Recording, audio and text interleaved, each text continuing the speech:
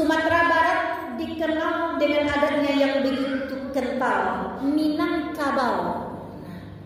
Kini lah banyak hilang Minangnya, tinggal kabaunya saja. Iya, tapi karena saya orang Sumatera Barat, saya berani mengatakan orang Minang kini kok banyak nan tinggal kabaunya saja. Lah abi Minangnya, iya bana marah kamu orang Minang tak bisa marah. Memang itulah keadaannya kita kini. Dapat menyadarkan kembali kita sebagai orang Minangkabau terhadap tugas dan kewajiban kita dalam menjunjung tinggi adat dan syarak yang telah diwariskan dan diamanahkan oleh nenek moyang kita. Orang Minang bisa dapatkan buku Memahami Alam Minangkabau, Limbago Adat dan Hak Ulayat melalui kanal YouTube ini dan WhatsApp yang tertera.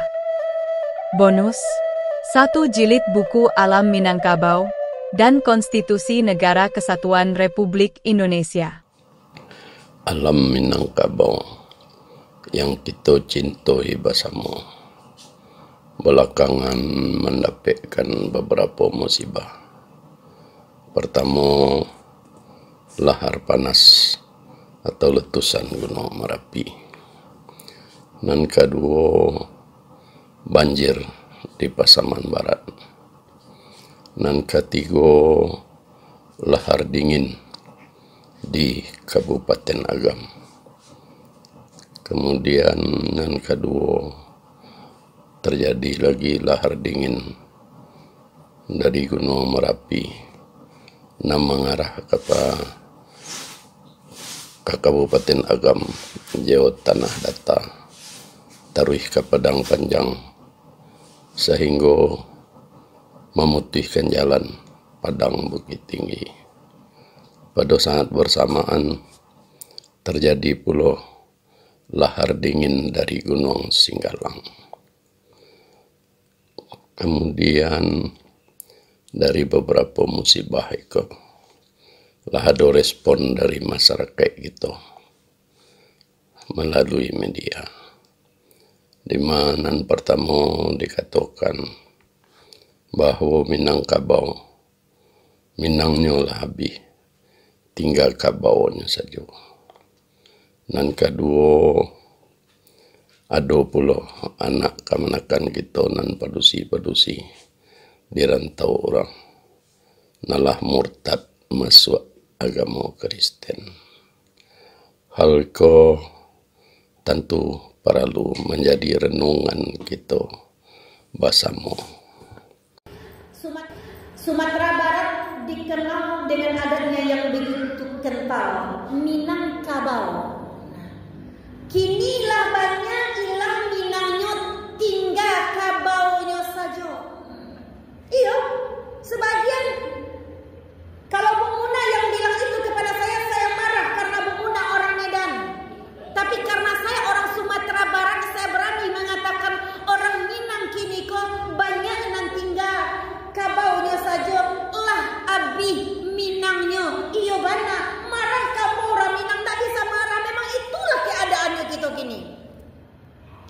Dulu orang Minang, masa kami kecil-kecil dulu ya Bu ya, itu pakai kain saruang. Di depan paman kami, mama kami laki-laki, kakak kandung kami pakai kain saruang kami dulu. Pakai selendang zaman dulu di kiciannya di amak kini.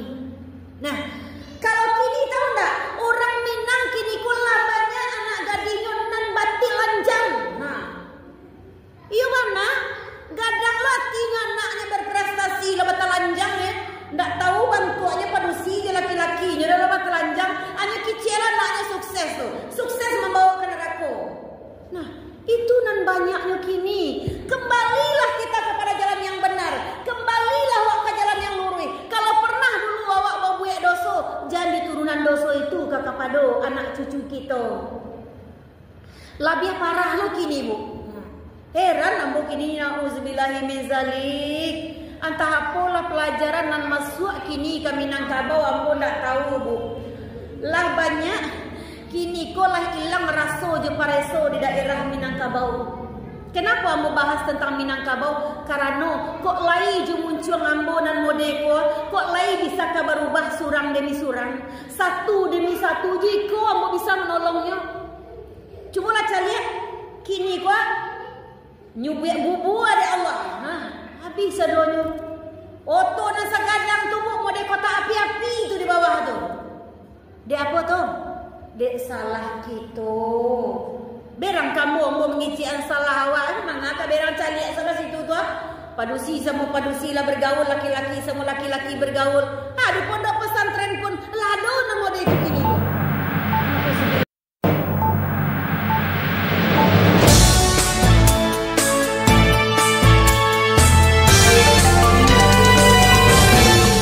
Onde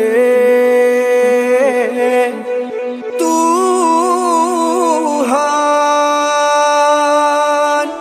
indah ada hanti-hantinya bencana karena Minang lah banyak orang tak cinta nan lah hilang untuk nan tinggal tolong ino manuangkan.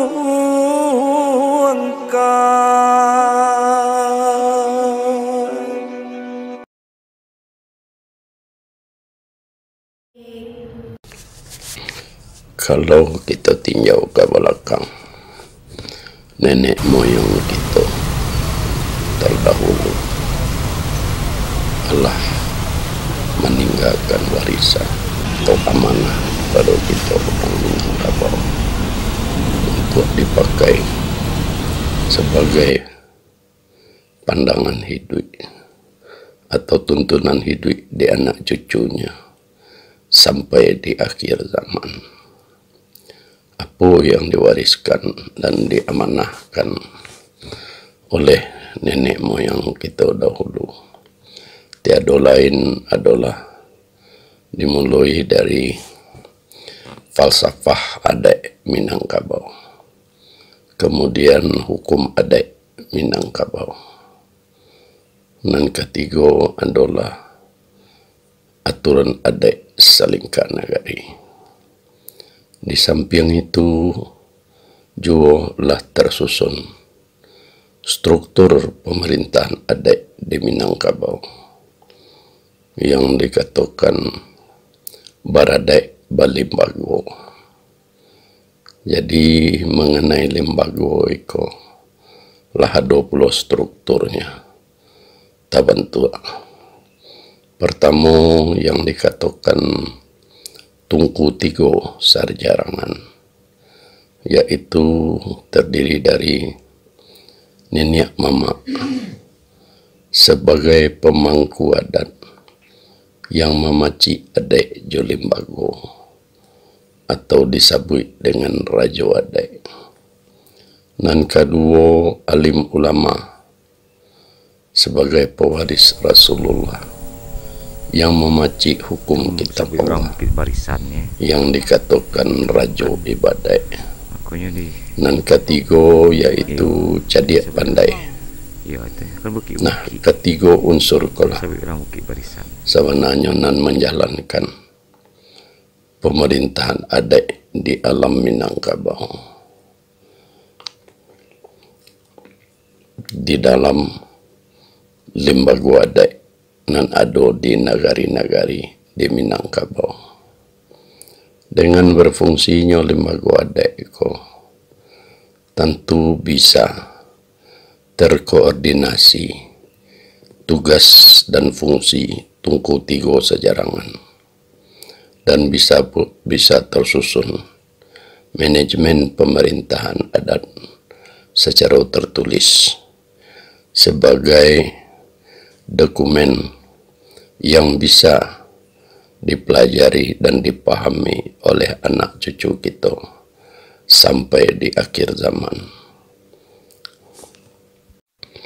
sesuai jo perkembangan zaman, di mana terbentuk pula sistem pemerintahan negara. Namun sampai kini awak perhatikan di alam Minangkabau atau di tingkat provinsi, sampai kini alun tabantu alai limbago adai alam Minangkabau yang dapat berfungsi menyusun tatanan hukum adat Minangkabau sesuai jo falsafah adat Minangkabau. Nah, dengan alun adonya tasusun hukum adat Minangkabau secara tertulis, maka iko indah ado bahan tertulis bagi anak cucu untuk mempelajari sebenarnya hukum adat Minangkabau itu dan apa saja yang diatur oleh hukum adat Minangkabau itu dalam menjalankan falsafah adat Minangkabau. Selanjutnya, di negari-negari nan ado di alam Minangkabau sampai kini alun tabantu alai yang namanya limbago adat nagari-nagari sampai berfungsinya tungku tiga sejarangan dalam melaksanakan falsafah adat, hukum adat, dan aturan adat salingka nagari. Mangko itu anak cucu lah tidak ada bahan untuk mempelajari aturan adat salingka nagari yang menjadi pedoman baginya sebagai tuntunan hidup di masa depan. Dengan alun tabantuannya limbago adat di negari-negari di Minangkabau, mangkonya tungku tiga sejarangan yang terdiri dari niat mama, alim ulama, jo cadiak pandai. Alun adoleh tasusun sistem pemerintahan adat atau manajemen pemerintahan adat yang terdiri dari aturan adat salingka nagari, kemudian aturan yang mengatur tentang pengelolaan pemanfaatan tanah ulayat, baik itu tanah ulayat nagari, tanah ulayat suku, tanah ulayat kaum. Bahkan kalau kita tanya di negari-negari itu, lah banyak lah yang tidak tahu mana tanah ulayat nagari, mana tanah ulayat suku, dan mana tanah ulayat kaum. Dengan baik itu, Allah banyak pula kini terjadi anak kemanakan nan menjual tanah ulayat kaum yang seharusnya ketiga tanah ulayat itu menurut undang adatnya jua indak dimakan bali, gadai indak dimakan sando. Tapi kinilah banyak nanta jua, nanta gadai, sehingga banyak pula terjadinya sengketa tanah ulayat eko kini. Dengan tidak adanya lembaga adat eko, mangkonya pelanggaran aturan adat salingka nagari, pelanggaran penjualan tanah ulayat, baik tanah ulayat nagari, tanah ulayat suku, tanah ulayat kaum, sebagai pelanggaran yang dilakukan oleh anak kemanakan, sampai kini tidak bisa diterapkan sanksinya oleh tungku tiga sejarangan. Maka itulah pelanggaran baik mengenai perilaku anak kemanakan maupun penjualan tanah pusako tinggi, sampai kini tidak ada sanksi yang bisa diterapkan terhadap pelanggarannya. Mengenai pendidikan adik Josara, kalau kita perhatikan pula lah bara generasi anak kemanakan secara dini nan indak mendapatkan lai pendidikan tauhid syarak jo adai di surau-surau serupa dahulu. Lima kalau dahulu tiuk kampung, tiuk suku itu ada surau, sampai anak kemanakan mempelajari tauhid adik Josara sebagai bekal pandangan hidupnya di masa depannya. Apalagi kita cari gini alim ulama nan bagala tuangku pakih kati malin labai. Kalau dahulunya beliau ko mempunyai surau masing-masing untuk mendidik anak kemanakan secara dini tentang tauhid syarak jo adai. Tapi kini kita cari di alam Minangkabau, di negari-negari itu surau kola semakin punah. Kalaupun ada surau kini dikatakan surau tua nan alah semakin sunyi. Nah, itulah suatu permasalahan yang tidak kalah pentingnya kita perhatikan secara bersama-sama. Karena apa? Pendidikan tauhid adat dan syarak itu adalah sangat penting bagi anak kemanakan untuk masa depannya, agar tatanan hidup masyarakat itu sesuai tuntunan nan Allah diwariskan oleh nenek moyang kita sejak dahulunya. Selanjutnya, tentu perlu kita renungkan kembali apa tuntunan atau tatanan yang telah ditinggalkan oleh nenek moyang kita terdahulu di alam Minangkabau.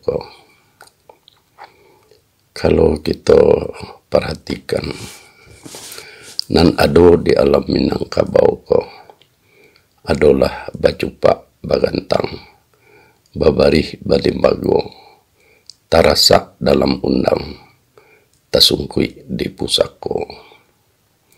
Apa itu bacupak bagantang? Yaitu adanya cupak usali dan cupak buatan. Cupak usali ialah syarak dan cupak buatan ialah adai. Kemudian nan babarih balimbago, adai Josara itu tersusun dalam limbago mengenai tarasak dalam undang. Falsafah hukum dan aturan adai itu diatur di dalam undang adai. Ya, itulah yang disebut dengan tarasak dalam undang. Kemudian apa yang tasungkui di pusako? Yang tasungkui di pusako adalah adai bersandi syarak, syarak bersandi kitabullah, syarak mengatur adai memakai, atau dikatakan nan ampe, hidup dipakai, mati ditumpang, payung hidup di dunia, panarang jalan ke sarugo. Adai Josara itu adalah mukjizat dari Al-Quran nan 30 juz 100 ampe balik surat 6.666 ayat. Cahayonyo tahun jam sampai ke bumi, tasunda ke langit nan ketujuh atau tiang aras. Makanya dahulu dikatakan nenek moyang kita, ayat-ayat Allah itu bertebaran di seluruh alam nangko. Makanya dikatakan alam takambang jadi guru. Untuk memakai adai dan sara itu, disitulah raso dibawa naik, pariso dibawa turun. Yang dikatakan raso dibawa naik di siko adalah raso dibawa kanan satu dan pariso dibawa ke lingkungan kehidupan. Itu juga yang dimukasi oleh nenek moyang kita. Hablum minallah, hablum minan nas. Jadi dalam kehidupan itu antara hablum minallah dan hablum minallah, al-hablum minan nas, itu harus kita laksanakan secara seimbang. Jadi adik Jusarakku adalah merupakan tiang tuanya alam Minangkabau. Kalaulah tiang tua alam Minangkabau ko goyah, maka akan goyah pulolah alam Minangkabau ko. Maka dari dahulu tantangan adik Jusarakku lah diajarkan kepada anak kemanakan sajak dini atau sesudah sunai rasul oleh para alim ulama di surau-surau. Tapi kalau kita caliak kini, Allah wala generasi anak kemanakan kau tidak mendapatkan pendidikan tauhid adat Jusarak di surau-surau oleh para alim ulama. Mungkin itulah salah satu penyebab terjadinya pergeseran atau penurunan nilai-nilai peradaban yang terkandung dalam falsafah adat Minangkabau, yaitu adat basandi sarak, sarak basandi kita pula. Sarak mengatur adat memakai, yang dikatakan nanampe, hidup dipakai, mati ditumpang, payung hidup di dunia, panarang jalan ke sarugo. Uraian tadi dapat menggambarkan bahwa kondisi alam Minangkabau ini.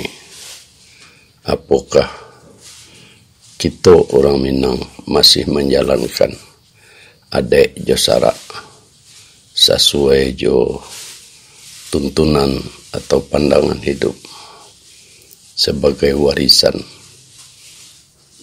atau amanah dari nenek moyang kita terdahulu untuk anak cucunya sampai di akhir zaman.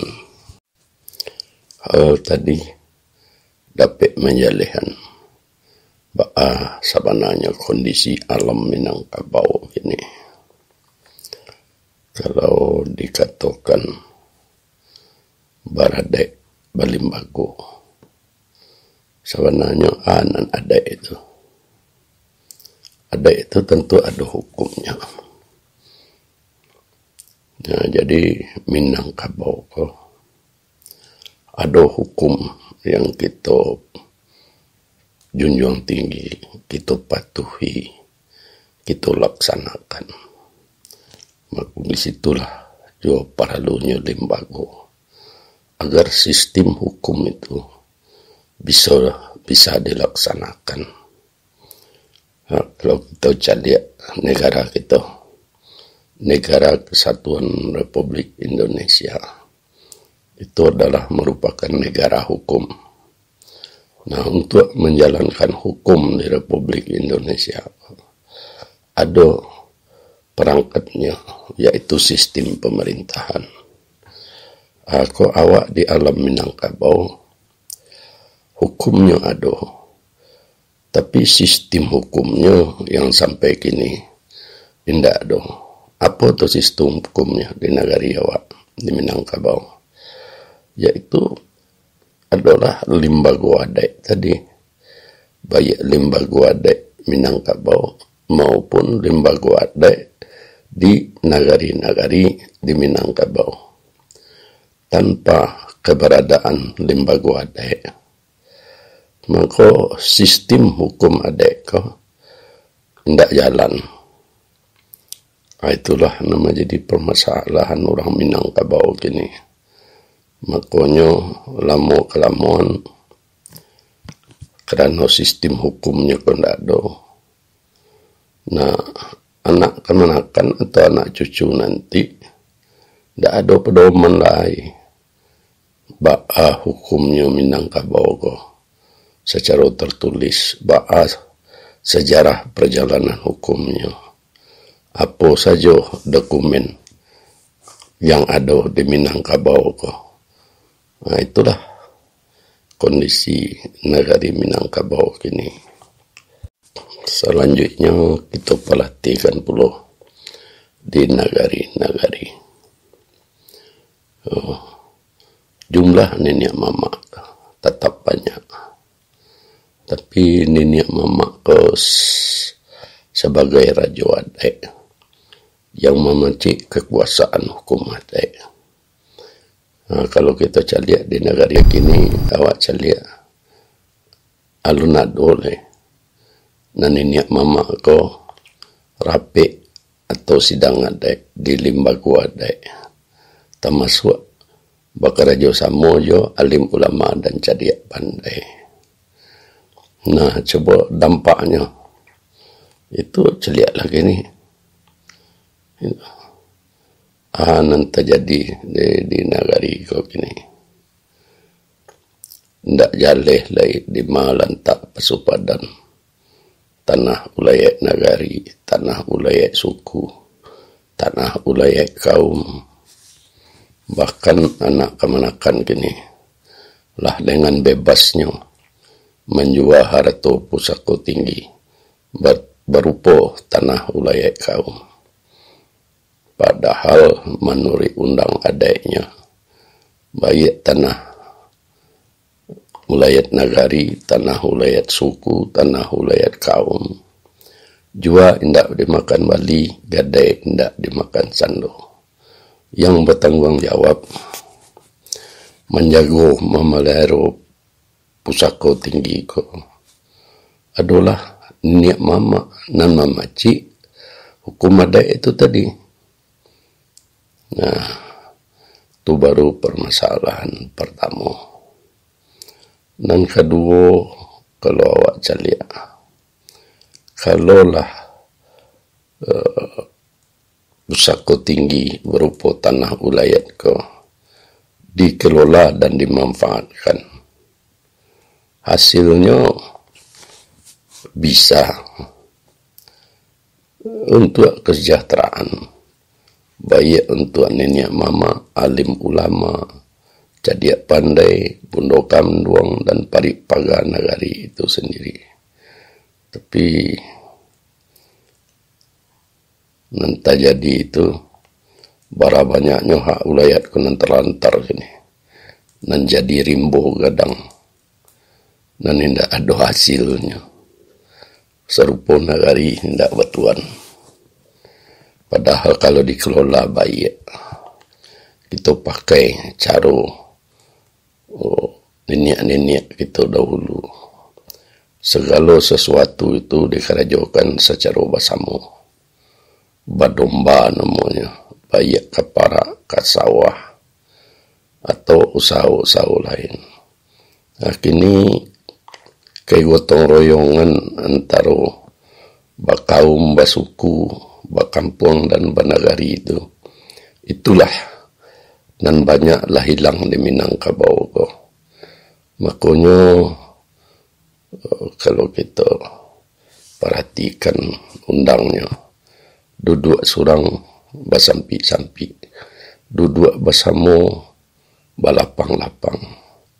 Tapi kini arahnya nampaknya orang Minangkabau lah ingin berusaha sendiri-sendiri. Rasa kekeluargaan, rasa bakaum, bakampung, basuku, banagari itulah mulai hilang. Nah, itulah akibat daripada kendali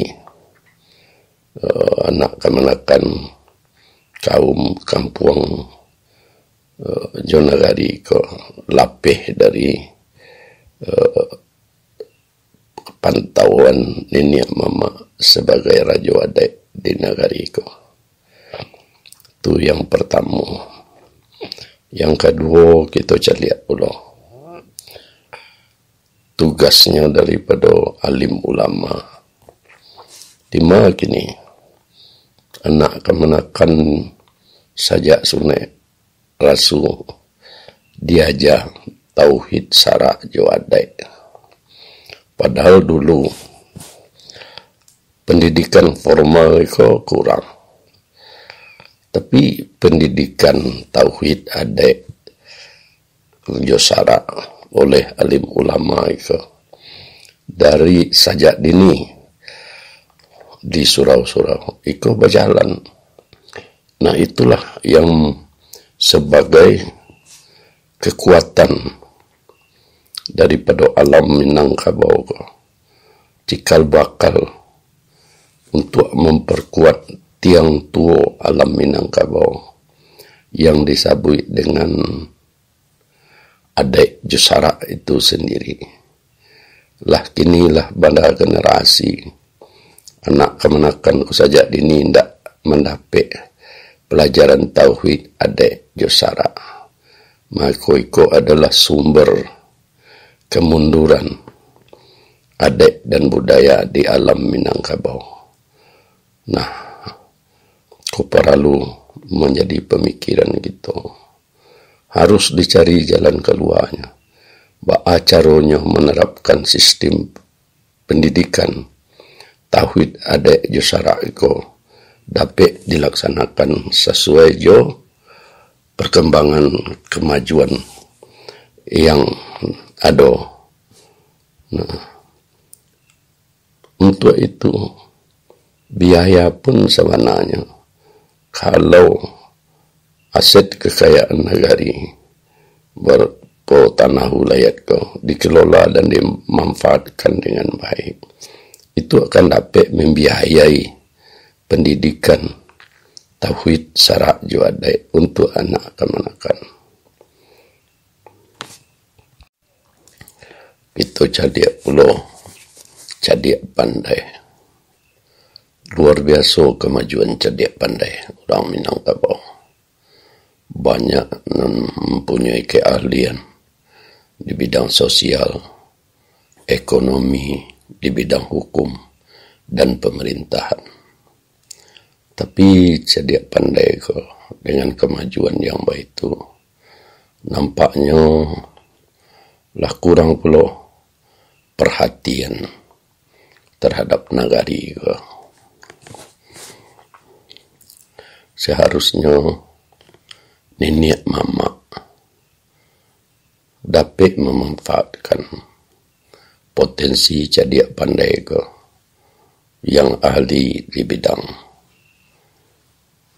sosial, ekonomi, hukum, dan pemerintahan untuk merancang ba'a perencanaan kemajuan negari ba'a caranya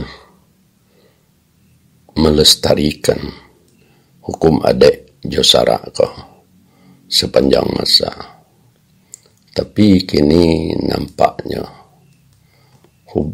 nenek mama apa nang dikerajokan berjalan sendiri, tidak memanfaatkan para cadiak pandai nanado. Nah, disikulah kerugian kita. Dengan indah adonyo limbago adat baik untuk tingkat Minangkabau atau provinsi dan negari-negari, seluruh potensi nanado indah dapat dikelola, dimanfaatkan, dan dikendalikan dengan baik. Kalaulah nenek mama dapat karajo samo jo alim ulama, jo cadiak pandai, tentu urusan nagari ko sebenarnya ndak donan sulit. Tapi kalau kita cari gini nyak mama urusannya hanya urusan seremonial saja. Kalau misalnya di kampung, di nagari diundang oleh cadiak pandai Joana Kemanakan untuk membahas masalah nagari, kebanyakan ini mama ko berbagai alasan indaknya datang. Tapi kalau nan mengundang itu bupati, wali kota, DPR, camat, lurah, atau barale katam kaji, barunya mamaku berkumpul bersama-sama memakai pakaian kebesarannya. Tapi nanawak calia di sebagian nagari, itulah nanti jadi baajuo cadiak pandainya, padi paga nagarinya, kama undang kabayo jo ini mama ko mengalami kesulitan yang luar biasa. Itulah kini yang terjadi di nagari-nagari di alam Minangkabau ko. Akhirnya lembaga adai indak berfungsi lagi. Masalah-masalah nagari semakin lama semakin banyak. Perilaku anak kemanakan lain tak terkendali. Pusako tinggi berupa tanah wilayah lah indak jaleh dua-duanya. Bahkan anak kemanakan lah begitu bebas menjual harta pusako tinggi. Nah, lama kelamuan kulah indak pula dapat disalahkan. Kalau ada anak kemanakan kita nama itu kan memang Minangnya labaran suabi tinggal kabaunya saja oleh apalagi lah 20 anak kemanakan gitu nan murtad. Nah ikulah yang perlu kita sadari mana salamu ko kita caliak dalam 1000 alun tantu di surang anak kemanakan ko nan murtad. Itu sebabnya karenanya dari awal secara dini ladiagi pelajaran pemahaman tentang tauhid adai josara. Jadi masalah kalau kita kampung bisa saleba alam.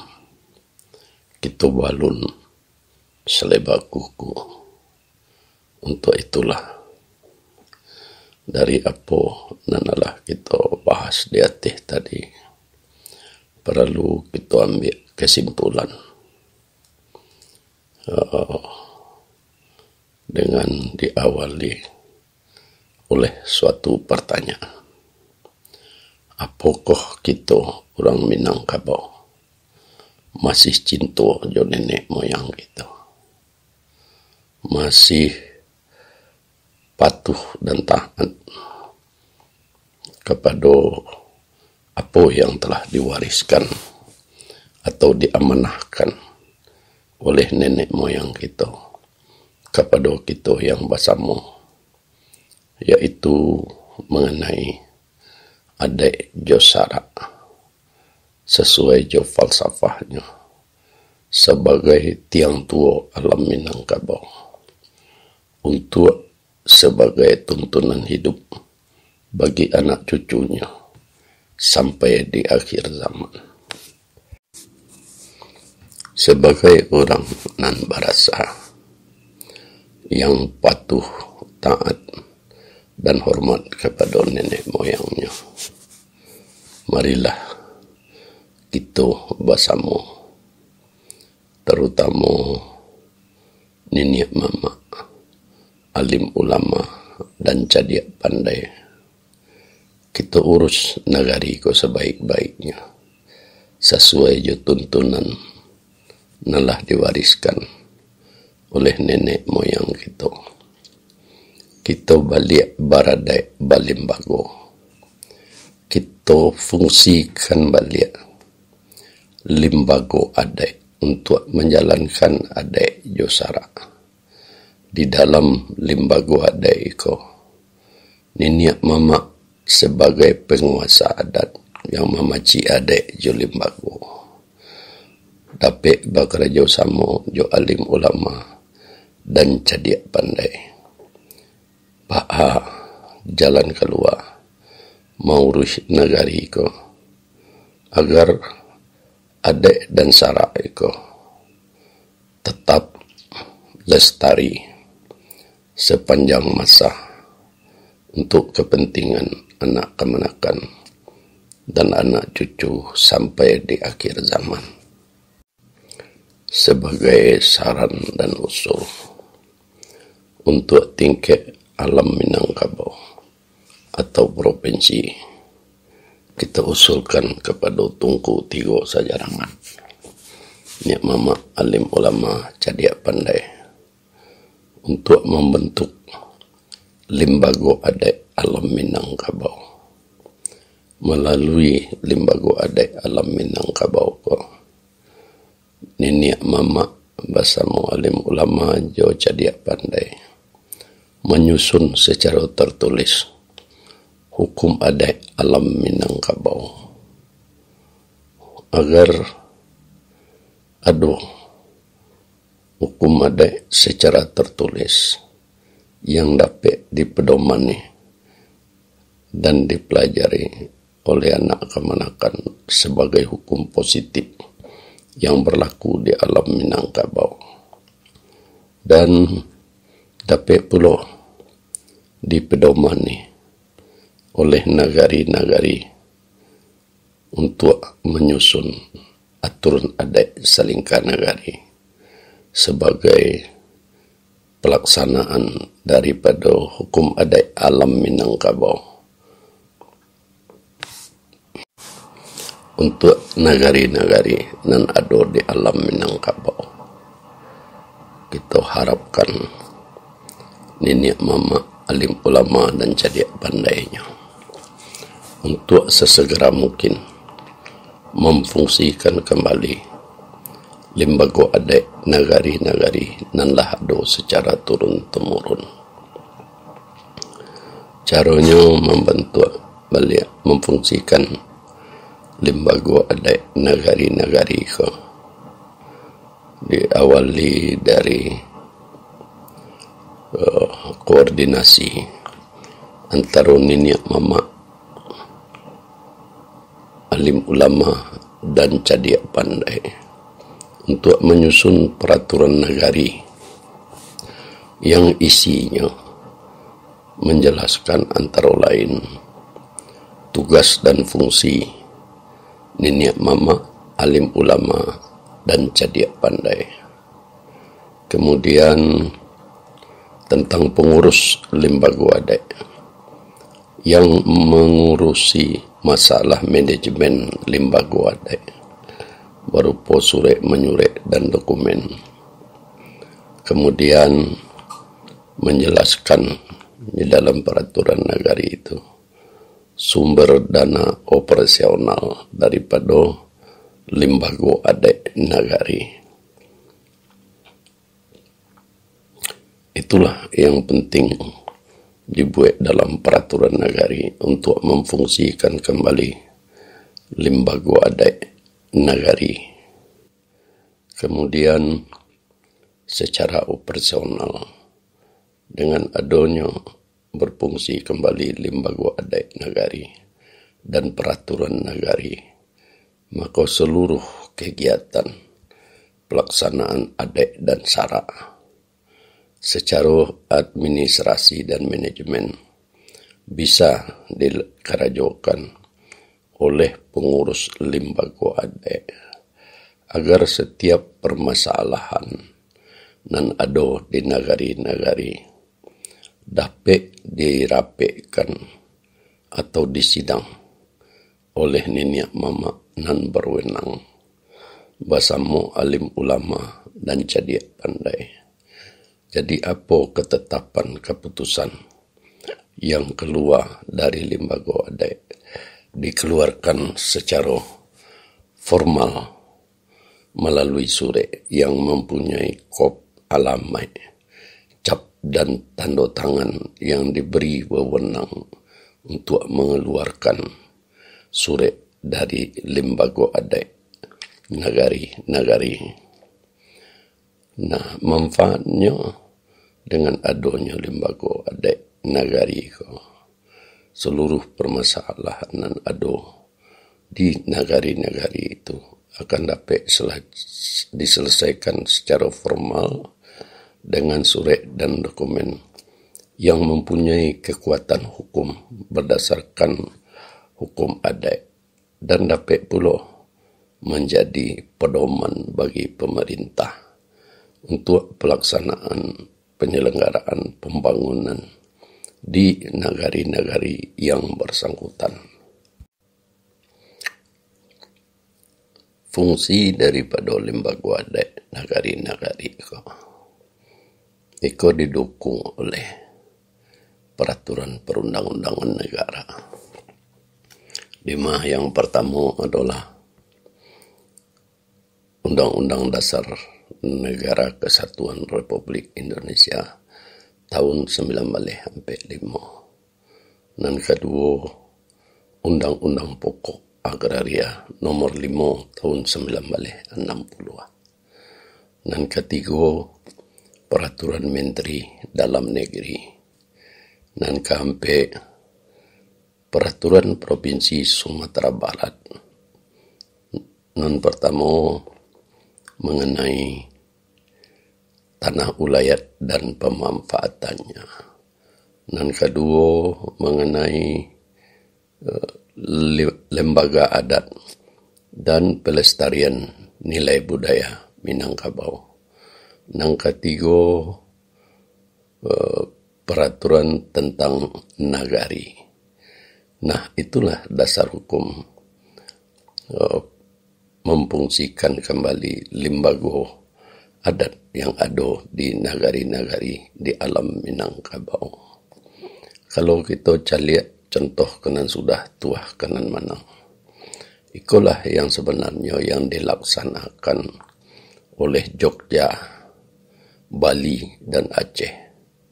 Makanya kalau di Aceh itu hukum adatnya sampai matur masalah hukum pidana, di mana sanksi pelanggaran hukum adat itu dapat dilakukan dalam bentuk dicambuk.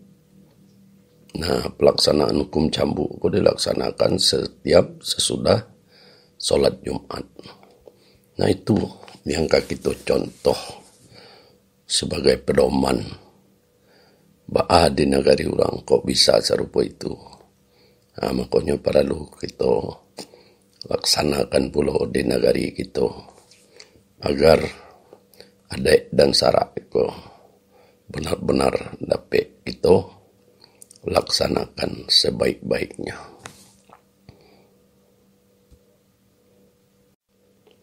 Kunci daripada tagaknya atau berdirinya secara kokoh tiang tua alam Minangkabau, yaitu mengenai pelaksanaan adat Josara, adalah terletak kepada nenek mama sebagai pemegang kekuasaan adat yang memaci adat Jo Lembaga.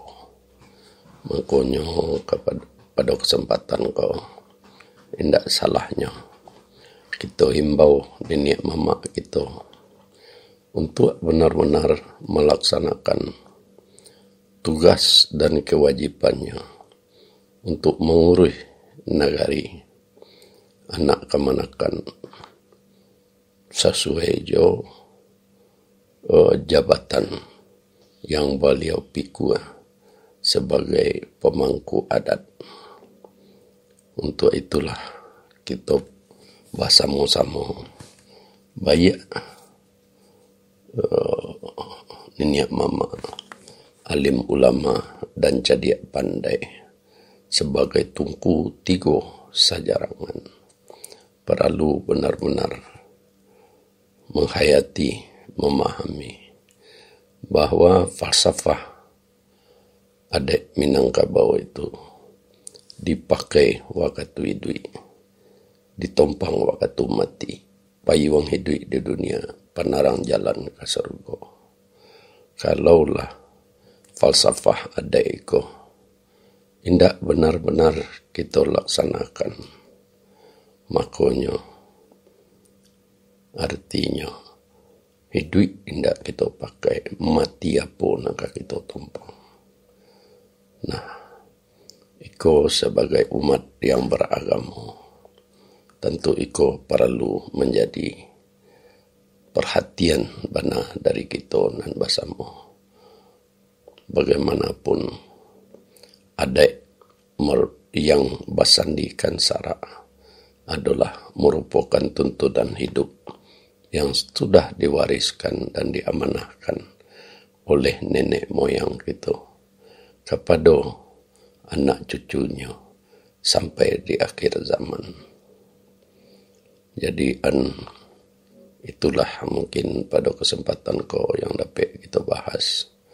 Mudah-mudahan dapat menyadarkan kembali kita sebagai orang Minangkabau terhadap tugas dan kewajiban kita dalam menjunjung tinggi adat dan sara yang telah diwariskan, diamanah dan diamanahkan oleh nenek moyang kita. Semoga dengan melaksanakan adat dan sara itu, duit bisa kita pakai, mati bisa kita tumpang, payung hidup kita di dunia, panarang jalan di surga. Untuk itu kita akhiri dengan mengucapkan wabillahi taufiq wal hidayah. Wassalamualaikum warahmatullahi wabarakatuh.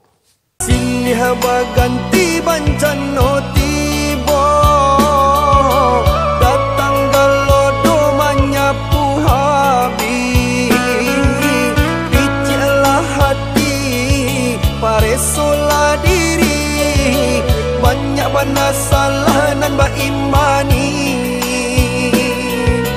Minang adai basan di sara, sara basan di kitabullah, talangga pantang alam barubah.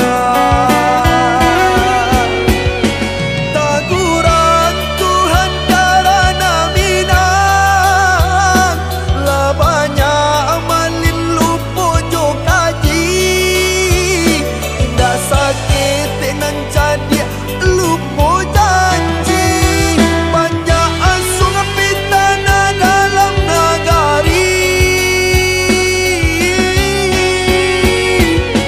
bancano alam Tuhan menjagokan, labanya memalupo kemanakan, kemanakan baju dijubit talarang, candu sawah indalai bapa mata, capeklah cegak lana Minang. Mungkin ada salah mangko bancano tibo, apa balik ladun sana kapitu alamo, asetio bancano basa bapakarano, abalabu ala balik ka ada yo agamo, abalabu ala balik ka ada yo